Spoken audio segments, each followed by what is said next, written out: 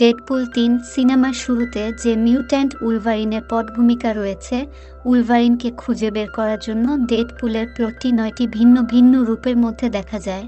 মহাজাগতিক Wolverine, Edelman কঙ্কাল, ৬ metre বামন কবুতর উলভারিন, অ্যাপোক্যালিপস উলভারিন, সাদা স্যুট পরা একচোখা উলভারিন, কাউহিক, সুপারম্যান উলভারিন, বন্দুকের শট পুরানো উলভারিন যে দেমাদে উড়ে যায়।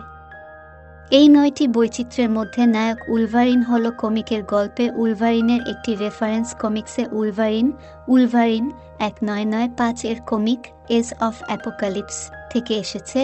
এই চরিত্রের অবস্থান এবং পটভূমি ত্যাগের পরও ছিল তার জীবন বাঁচাতে ওয়াং অ্যাপোক্যালিপস হয়ে গেল।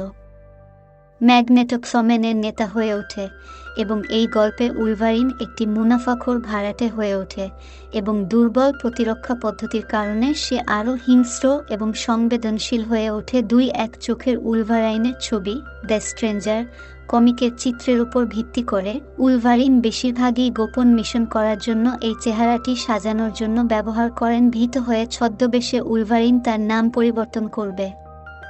তৃতীয় উলভারিন কমিক থেকে বেরিয়ে এসেছে। এটি একটি খুব ক্লাসিক উলভারিন কমিকের গল্প যা উলভারিন তার সুপার হিলিং ক্ষমতার উপর নির্ভর করে। যিনি তার একটি ক্ষমতা অর্জন করেছিলেন, একটি বেনামি জীবন যাপন করেছিলেন। একটি দিন পর্যন্ত উলভারিনের প্রাক্তন সতীর্থ ইনিয়ান তাকে খুঁজে বের করার জন্য একটি দল গঠন করেছিল। একটি বিশ্ব যা সমগ্র মার্কিন যুক্তরাষ্ট্র জুড়ে।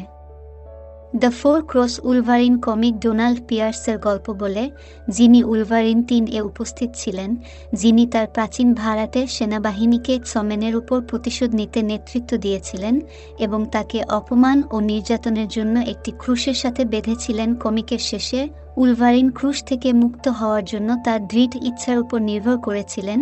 উলভারিন 5 ইয়েলো সেক্টর ৪ জন যুদ্ধে বেঁচেছিলেন, যদিও উলভারিনও কমিকের উল্লেখ করেছিলেন। কমিক্সে উলভারিন চরিত্রের এটি প্রথম উপস্থিতি। ১৯৭ সালে হাল্কের এই দৃশ্যটি ১৯৮৭ সালে দ্য ইনক্রেডিবল হাল্ক এর কমিক কভারের জন্য একটি শ্রদ্ধা।